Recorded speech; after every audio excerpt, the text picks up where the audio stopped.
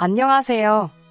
차라리 남들 하는 것처럼 남자가 집 해오고 저는 혼수만 해오고 그랬으면 차라리 괜찮았을 거예요. 반반 결혼을 하기로 했으면 당연히 두 사람 사이에 싸울 일도 없고 결혼 준비하는 게 평탄할 거라 생각했습니다. 남자친구와는 연애 결혼을 하기로 했습니다. 저희가 꽤나 길게 만났거든요.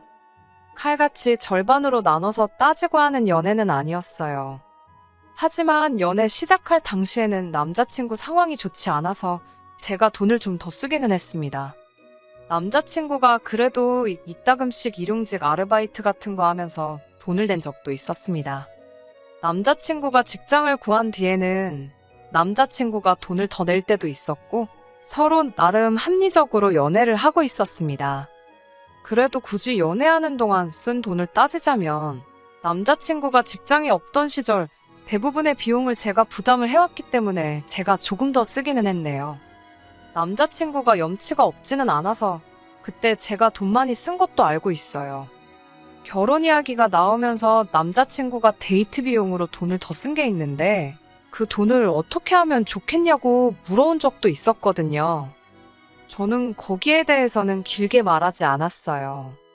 어차피 결혼까지 생각한 사이인데 돈 몇 푼 때문에 네 돈 내 돈 딱 가르고 싶지도 않았고 어차피 결혼하면 그 주머니가 되는 거잖아요.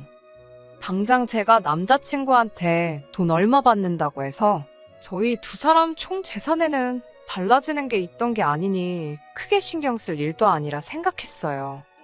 좋은 게 좋은 거라는 말도 있고 사실상 저희가 어려울 때 서로 도우며 연애를 해왔기 때문에 결혼까지 결정하게 된 거라는 확신도 가지고 있었기 때문이지요. 계산에 있어서는 확실한 모습에도 무슨 일이 생기거나 한다면 공평하고 현명한 결정을 내리는 사람이겠다. 그렇게 믿어 의심치 않았습니다. 그런데 결혼은 현실이라는 게 참 맞는 말이다 싶었어요. 저희가 연애하는 동안에는 괜찮았는데 결혼 이야기 나오고부터 본격적으로 결혼 준비를 시작하면서부터는 마찰이 생기기 시작하더군요. 결혼은 연애하면서도 그래왔듯이 반반 결혼을 하자고 이야기가 나왔습니다. 그런데 서울에서는 대출 없이 매매는커녕 전세를 구하기도 힘들겠더라고요. 대출을 알아봐야 하나 어떻게 해야 하나 골머리를 썩고 있는데 저희 어머니께서 인생에 한 번뿐인 결혼인데 어른들한테 손 벌리는 게 부끄러운 게 아니라고 도와주겠다고 이야기를 해오셨습니다. 어차피 제가 외동인데다가 저희 부모님이 노후 준비도 다 끝나 있던 상황이었기 때문에 크게 개의치 않아 하셨어요. 그냥 주신다고까지 했던 돈이지요. 그런데 남자친구와는 반반 결혼을 하자는 이야기를 나누고 있었는데 막상 제가 친정에서 큰 돈을 가지고 오면 남자친구한테는 그게 부담이 되지 않을까 싶었습니다. 제가 알고 있던 바로는 남자친구 집이 그렇게 넉넉한 편은 아니거든요. 그래서 남자친구가 취직 준비하던 시절에도 일용직 아르바이트를 해서 생활비를 충당을 해야 했었던 거고요. 이미 저희끼리 반반 결혼을 하자고 결정을 내린 상황에 제가 집에서 얼마를 가져오기로 했으니 너도 받아오라고 반반 결혼하자고 말을 할 수도 없는 노릇이었지요. 사실 아직도 남자가 가족을 부양한다는 풍토가 있는데 괜히 그걸 가지고 자존심을 건드리고 싶지도 않았습니다. 그래서 어차피 대출을 알아보고 있던 상황이었으니 일단 급한 대로 어머니께 돈을 빌린 걸로 해서 전셋집을 구하자고 했습니다. 따지고 보면 은행에서 빌리는 것보다 더 싼 이자로 만들 수 있고 사실상 엄마 돈이기 때문에 이자며 원금이며 대출 상환하는데 그렇게 부담을 느낄 필요도 없는 상황이었으니 말이에요. 그래서 제 돈과 어머니에게서 빌려온 돈을 합쳐 전세집을 구하기로 하고 대신 남자친구한테는 결혼식 비용, 신혼집에 들어갈 가정과 결혼 후에 같이 쓸 자동차를 해오면 어떻겠냐고 제안을 했습니다. 저는 가장 골머리를 썩히던 문제였던 집이 해결되었으니 남자친구가 당연히 기뻐할 줄 알았어요. 그런데 남자친구는 언짢은 표정을 지으면서 아무리 생각해도 계산이 맞지 않는 것 같다면서 두 눈의 상심지를 켜고 달려들더라고요. 무슨 계산을 말하는 건가 싶었어요. 대출받기로 한 돈 대신에 저희 어머니에게 빌려오는 거고 결국 남자친구와 제가 똑같이 돈을 내서 반반 결혼을 하기로 한 건데 왜 시당초에 계산을 하고 말고 할 게 있나 싶었습니다. 사실상 따지고 보면 제가 몇 배나 넘는 돈을 해오는 건데 말이지요. 남자친구는 어이없는 걸 가지고 불공평하다고 하더라고요. 저는 왜 원금이 보장되는 집을 하고 자기한테는 써버리면 땡인 결혼식 비용을 하라고 하느냐고요. 자동차도 가전도 일단 사자마자 저희 손에 들어오고 나면 중고가 되는 거 모르냐면서 따지고 보면 자기가 손해라고 하는 겁니다. 다른 걸 이야기하는 게 아니고 결혼 이야기잖아요. 계산이 철저한 사람인 건 잘 알겠지만 애초에 지금 남자친구가 이야기하는 건 이혼할 때 자기가 손해보는 거 아니냐고 하는 말이나 마찬가지잖아요. 애초에 결혼 이야기를 하는데 불공평하다고 우기는 부분이 이혼하게 된다면 자기가 손해보는 거 아니냐고 따지고 있는 건데 그렇게 확신 없는 결혼을 애초부터 왜 하자고 드는 건지 싶었어요. 하지만 더 길게 이야기하고 싶지도 않았고 별같자는 이유로 네가 손해내? 내가 손해내 같이 따지고 들면 저도 똑같은 사람 되는 것 같아서 어떻게 하길 원하냐고 물어봤어요. 남자친구 말이 세상이 변했어도 남자가 집 해오고 여자가 혼수해오는 게 그림이 맞지 않냐고 하면서 제가 결혼식 비용과 혼수 자동차를 해오고 자기 돈은 전세금에 보태겠다는 겁니다. 그 말도 어이가 없었지요. 방금까지는 자기가 손해보는 거라고 입에 개거품을 물었으면서 이제 와서는 저보고 그렇게 하라고 하는 거나 마찬가지잖아요. 차라리 그게 불공평했으면 전세금도 반, 혼수도, 결혼식 비용도 자동차 값도 서로 똑같이 반씩 내는 게 제일 공평한 거 아니겠어요? 어차피 결혼할 건데 그게 뭐 중요한가 싶었습니다. 조선모사가 이럴 때 쓰는 말이잖아요. 이걸 가지고 더 씨름해봐야 둘 사이만 나빠지겠다 싶어서 그렇게 하기로 했어요.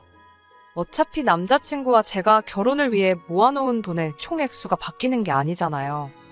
저도 똑같이 치사한 사람 되고 싶지 않았고 선뜻 남자친구가 손해라고 우기고 있는 걸 제가 그렇게 하겠다고 하면 지도 사람이면 뭔가 느끼는 바가 있을 거라고 생각했거든요. 집에 오는 길에 곰곰이 생각해보는데 그 와중에도 남자친구는 자기 손해볼 것만 생각했지 저희 어머니가 보태주는 돈에 대해서는 고맙다는 말도 없었다는 걸 깨달았어요. 사실상 전세금이 한두 푼이 아닌데 저희 어머니도 이자도 낮게 저희한테 빌려주시는 것보다 그냥 은행에 넣어놓기만 해도 더 많은 이자를 받으니 가장 손해보는 건 저희 어머니인데 말이에요. 아무튼 결혼 비용에 대해서는 얼추 정리가 되었고 각자 회사 때문에 바빠서 결혼 준비로 알아봐야 할 것들은 각자 시간을 내서 알아보기로 했습니다. 그리고 얼마 지나지 않아서 남자친구와 다시 만나 가정가구 같은 혼수들을 어떻게 할지 결정하기로 했어요. 남자친구가 혼수 목록이라고 하면서 자기가 정리해온 걸 저한테 들이밀더라고요. 그런데 혼수 리스트라고 하기엔 너무 이상하더라고요. 별 5개로 유명한 값비싼 돌침대 하나하고 최신식 세탁기와 건조기만 덩그러니 적혀있고 에어컨이라든지 냉장고라든지 필요한 가전들은 하나도 들어가 있지 않았거든요. 등이 베겨서 바닥에서도 못 자는데 무슨 돌침대냐고 남자친구한테 곧바로 물어봤습니다. 게다가 어차피 지금 들어가는 곳이 전세로 들어가는데 괜히 무거운 돌침대를 해야 하냐고 물었지요. 그리고 저희가 들어가기로 한 전셋집이 오래된 아파트인데다가 베란다가 엄청 작게 나와 있는 구조라서 건조기는 따로 설치를 못한다고 들었어요. 건조기를 설치하려면 주방 쪽에다가 따로 공사를 해야 한다고 들었거든요. 전셋집인데 저희가 구조까지 바꿔가면서 들어갈 필요가 없어서 집주인도 세탁기는 적당한 걸로 옵션에 추가를 해주겠다고 이야기가 다 끝난 상황이었습니다. 그런데 세탁기랑 건조기는 또 웬 말이냐고 같이 물어봤지요. 그랬더니 남자친구가 우리 쓸 게 아니고 자기 엄마 해줄 거라고 하더군요. 시집 오는데 시부모님 가전 정도는 해와야 하는 거 아니냐고 아주 당당하게 말하더라고요. 예비 시어머니, 그러니까 지 엄마가 요즘 허리가 안 좋은데 돌침대 광고를 보고는 저런 데서 자면 허리가 싹 낫겠다고 하셨다더라고요. 그래서 침대를 해주려고 했는데 구형 통돌이 세탁기에 허리 숙여서 빨래 건지는 모습 보니까 이게 침대만 바꿔준다고 어머님 허리가 나아질 게 아닌 것 같다는 생각이 들었대요. 그래서 가전 알아보다 보니 다른 건 몰라도 로봇 청소기랑 건조기만 있어도 집안일 하는 시간이 대폭 줄어든다고 들었다고. 마음 같아서는 로봇 청소기도 해주고 싶지만 그러면 1,000만 원이 넘어가니까 자기가 양심상 로봇 청소기는 뺐다고 아주 생색을 내는 겁니다. 세상에나 제가 오래 산 건 아니지만 그래도 30평생 살면서 수많은 헛소리를 들어왔는데 이보다 더한 건 없지 싶었어요. 남자친구한테 너는 우리 집에 사위로 들어오면서 뭘 해오려길래 나한테 이런 걸 해오라는 거냐고 따져 물었지요. 원래는 제가 짓고 있어야 할 어이없는 소리 하고 있네. 이게 뭔 개소리야? 하는 표정을 남자친구가 짓고 있더라고요. 그러면서 저보고 뭘 착각하고 있는 거 아니냐입니다. 남자는 장가를 가는 거고 여자는 시집을 오는 거 모르냐고 하더라고요. 가는 사람이 선물 사들고 가는 거 본 적이 있느냐고. 당연히 오는 사람인 제가 뭘 해와야 한다고 자신의 참 목소리로 말하더라고요. 지금 무슨 소리 하는지나 알고나 있냐고 저도 이번에는 참지 않고 싸울 기세로 한마디 했습니다. 그제서야 남자친구는 제 눈치를 보더니 지 가방에서 혼수 카달로그를 꺼내더라고요. 그러더니 너도 한번 골라보라는 겁니다. 생각해보니 제 말이 맞는 것 같다면서 저도 시집 오기 전에 부모님께 효도나 한번 하라고요. 자기 돈으로 해주는 거니까 아까워하지 말고 고르라면서 엄청 선심 쓰듯이 말을 하더라고요. 이제 시집 오면 우리 집 식구가 되는 거니 어떻게 보면 마지막 기회니까 자기 눈치 보지 말라고 하는데 정말 어딘가에서 뚝 하고 제 인내심이 끊어지는 소리가 들렸어요. 누가 보면 네가 결혼 비용 다 하고 나는 몸만 오는 줄 알겠다고. 전세금도 딱 맞춰서 준비했는데 내가 우리 집에 이거 해주면 전세금은 무슨 돈으로 다시 맞출 거냐고 했지요. 고민도 생각도 단 1초도 하지 않고 뻔뻔하게 말하더라고요. 어차피 모자란 돈은 빌려서 하는 거 아니냐고. 빌린 돈이 1억이든 1억 1,000만 원이든 큰 차이 없다고 하면서 전세금에 모자란 건 지가 지 앞으로 대출을 받아서 채우겠다는 겁니다. 더 상대할 가치도 없었어요. 솔직히 이때 이미 이 결혼은 글러먹었구나 싶었습니다. 진작에 감가상각 운운하면서 결혼 비용 불공평하다고 노래를 할 때 알아봤어야 했는데 좋게 넘어가려고 했던 제 실수였지요. 그렇다고 그 자리에서 그냥 파혼하자고 하기에는 제 성에 차지 않겠더라고요. 어떻게든 이 자식이 땅을 치며 후회하게 만들어줘야겠다는 생각이 들었어요. 그래서 남자친구한테 말 안 해줬던 사실부터 말해줬습니다. 우리 엄마가 해주기로 했던 그 돈, 사실은 안 갚아도 되는 돈이라고요. 그래도 반반 결혼하기로 했으니까 너도 똑같이 우리 집에서 해오는 돈 맞춰서 오라고 했습니다. 안 갚아도 되는 돈이라는 이야기를 듣자마자 남자친구 두 눈이 동그랗게 변하더라고요. 계산 하나만큼은 빠른 인간이니 그 사이에 계산기를 다 두들겨 봤나 봅니다. 뭘 말하려고 하길래 입 다물라고 말하고 돈 똑같이 준비해서 연락하라고 말하고 집에 돌아왔어요. 집에 가자마자 어머니한테는 결혼 비용 해주기로 한 것 때문에 적금 같은 거 낄 필요 없다고 결혼 안 할 거라고 말했어요. 어머니는 왜 그러냐고 물으시다가 남자친구랑 있던 이야기 하니까 그 이야기 들으시고는 아쉬워하시는 기색도 없이 잘 결정했다고 하시더라고요. 세상에 결혼할 남자가 그놈 하나만 있는 것도 아니고 그런 놈하고 결혼하면 평생을 두고 후회할 거라고요. 혹시나 제가 너무 성급한 건가 싶었는데 결혼이 계약서 쓰고 하는 것도 아니고 하기로 했다 그래서 무르지도 못하는 게 아니잖아요. 어머니까지 좋은 결정 내린 거라고 하시니 걱정도 사라지고 속이 다 후련하더라고요. 한 2주 정도 남자친구한테 전화 오는 거 다 무시했어요. 돈 준비되면 연락하라고 했는데 자기도 애가 탔는지 저희 집 앞까지 찾아왔더라고요. 이제 더 질질 끌기도 싫고 집까지 찾아온 김에 진짜 속에 담아놓은 말을 해줘야겠다 싶어서 따라 나갔습니다. 시집 오는데 시댁에 빈손으로 올 생각 하지 말라고 당당하게 말하던 기세는 온데간데 없더라고요. 삐죽삐죽거리면서 제 눈치만 살살 보다가 무거운 입을 열었습니다. 자기 생각이 짧았다나요? 예비시모, 아니 그러니까 지네 엄마 돌침대며 건조기며 이야기했던 건? 자식된 마음으로 뭐 하나라도 더 해주고 싶은 마음 때문에 그랬던 거고, 지네 엄마한테 물어봤더니 아들이 행복한 게 최고라며 그런 거 안 받아도 된다고 거절을 하셨답니다. 상황이 이렇게 되니 제 기분 풀어주려고 말을 바꾼 건지 누가 알겠어요? 제가 아무 대답도 안 하고 눈 동그랗게 뜨고 쳐다보고 있으니 제 기분 살피는 것처럼 쩔쩔매다가 또 입을 열더라고요. 어차피 처음부터 우리가 우리 금액에 맞게 다 맞춰서 잘 준비하고 있던 거 아니냐고. 전세로 구한 집이나 혼수나 자동차나 결혼 비용이나 다 우리 예산 안에 있던 거 아니냐고요. 그러니 자기가 제가 장모님 도움받아서 해오는 만큼의 액수를 해올 필요가 없는 거 아니냐대요. 아직 결혼도 안 했는데 무슨 장모님이냐고 마음에도 없는 소리 하지 말라고 말을 딱 잘라버렸습니다. 그리고 남자친구한테 네가 똑같은 돈을 해올 필요는 없다고 말해줬어요. 말을 딱 자를 때는 당황하다가 돈을 똑같이 해올 필요 없다는 말에 얼굴에 화색이 돌면서 그렇지, 그렇지 하면서 제 눈치를 보더군요.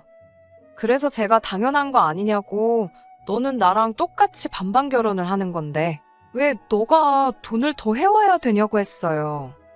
돈을 해와야 하는 건 너가 아니라 어머님한테 받아와야 되는 게 맞지 않냐고요. 대출을 받아가지고 오던지 어디서 훔쳐서 오던지 방법은 제가 알 바 아니겠냐고. 그 돈 해오면 나도 너네 어머님께 돌침되건 돌로 된 식탁이건 다 해다 주겠다고 했지요. 쩔쩔매는 꼴을 보고 있으니 맨 처음 반반 결혼 문제로 이야기가 나왔던 그 순간부터 쌓여있던 응어리가 단숨에 쑥 하고 내려가는 것 같아서 속이 다 후련했습니다. 애초에 남자친구가 그 어떤 해결책을 들고 온다고 한들 저는 이미 이 결혼을 할 생각이 없었으니까요. 대출을 받으면 자기 어머니가 이자 부담이 커서 안 된다. 이건 이래서 안 된다. 저건 저래서 안 된다 하면서 변명을 하더라니까요. 애초에 저희 어머니가 그 큰 돈을 선뜻 빌려주겠다 했을 때는 내가 받아오는 건 당연한 것처럼 여기고 적반하장으로 내 돈으로 자기 엄마 침대며 세탁기며 다 바꿔주려고 했던 주제의 말이에요. 이제 주제 파악은 됐냐고 딱 잘라 말했습니다. 너가 얼마나 효자인지도 알겠고 계산에 있어서 얼마나 철저한 사람인지도 알았으니 그냥 결혼은 없던 걸로 하자고요. 한동안은 다시 엄마 집에서 신세져야 할 텐데 그냥 지금 모아놓은 돈으로 침대부터 바꿔드리라고 했어요. 효도는 꼭 결혼을 해야 할 수 있는 게 아니지 않냐고요. 아예 지금 싹 다 바꿔드리는 게 다음에 누가 될진 모르지만 너랑 결혼한다고 드는 사람이 있으면 같은 문제로 또 결혼을 뒤집어 엎어버릴 수는 없지 않냐고 말했어요. 별이 5개짜리 침대를 사줄 게 아니라 별 5개짜리 사람부터 되는 게 급선무겠다 한마디 해줬지요. 날 추운데 더 쓸데없이 시간 낭비할 일도 없으니 이제 그만 찾아오라고 집 앞까지 찾아와서 만나주는 건 이번이 마지막이라고 했습니다. 나중이라도 또 집까지 찾아오는 일은 없으면 좋겠다고 했어요. 요즘 안 좋은 뉴스도 많고 해서 걱정이 되기는 했어요. 한동안은 퇴근길에 지하철역에서부터 아버지가 저를 마중 나와주시고는 했습니다. 그런데 다행히 아무 일도 없이 안전이별 한 것 같아요.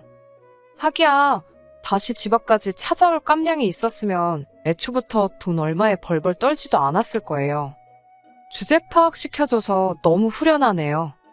똥차가 아무리 세차를 하고 고쳐 쓴다고 해봐야 똥차일 테니 자기 분수를 알고 정신 차리고 살았으면 좋겠네요.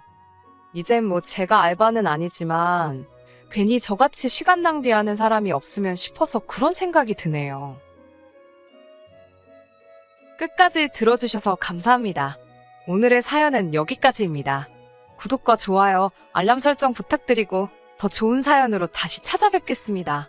감사합니다.